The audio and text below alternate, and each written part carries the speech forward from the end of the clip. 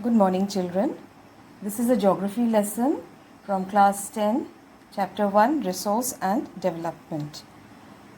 Last year in class 9, you have studied about the size and location of India, about the physical aspects of India. This year, we are going to study about the resources of India, or the resources that are found in India and their development. This is not a new topic for you all because you have done this in class 8 also. And so, as we go along, a lot of things will come back to you. Now, we have to start from what are resources. Resources in simple language, we can say that they are what we require to satisfy our needs and to fulfill our aspirations. And specifically, we can say now in class 10, we need a better and a more comprehensive definition of resources.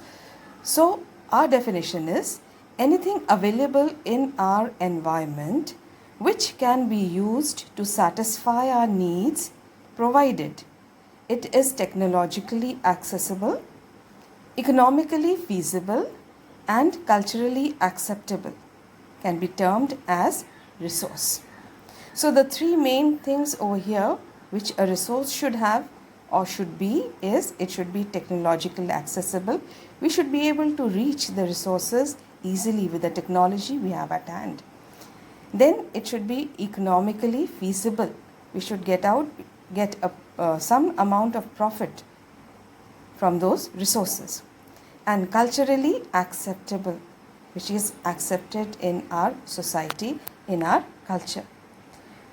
Resources, we can say, examples if we take, we require minerals for so many things. For the infrastructure of our industry, we need fertile soil to grow our crops, we need forest. Basically, we need air and water. We cannot do without these things at all. So these are just some examples of the resources. Now, we come to classification of resources. How resources can be classified. Mainly, resources can be classified, or we can say a broad classification of resources.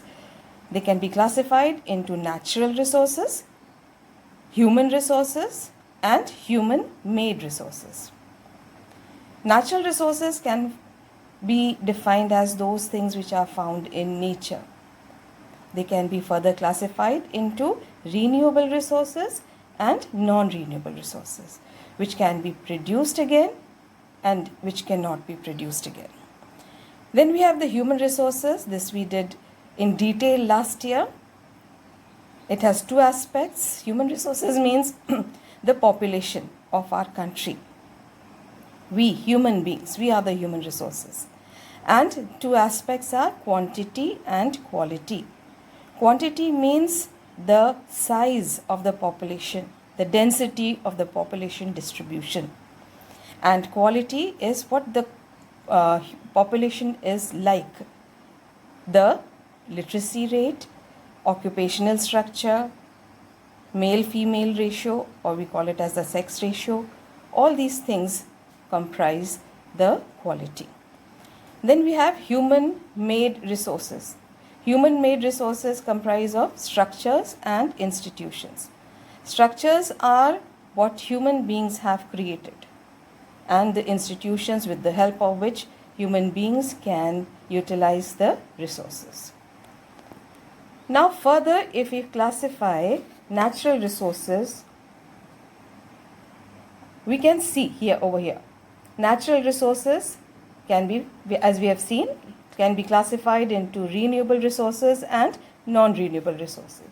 Renewable resources are those which can be regenerated, can be reproduced within a short period of time. But the non-renewable resources take a very long period of time, millions of years, to regenerate or to be reproduced. Now, renewable resources are further classified into continuous or flow and biological. Continuous or flow examples are wind or water, which we find that they are continuously existing. Examples, wind and water, as we have seen, that they are found in abundance in nature. Then we have biological. Biological is further classified into natural vegetation and wildlife. We can see that the natural vegetation can renew itself, wildlife can renew itself quite quickly. Example of natural vegetation is forests, and wildlife you all know, which we find in the forest, all the various kinds of wild animals. Now we come to the non-renewable resources. Non-renewable resources, I have said that they are which cannot be regenerated, they cannot be reproduced, they cannot be renewed in a short period of time. But we have recyclable resources and non-recyclable resources under non-renewable. Recyclable resources are those like the metals, example is given as metals, which can be recycled and produced into other products again, which can be reused. But the non-recyclable ones, like the fossil fuels, fossil fuels are coal, petroleum, natural gas. Once you use them, they are finished. You cannot use them at all. You have to get a new supply. So these come under non-recyclable fuels. So in today's lesson, we have seen about what are resources and the broad classification of resources.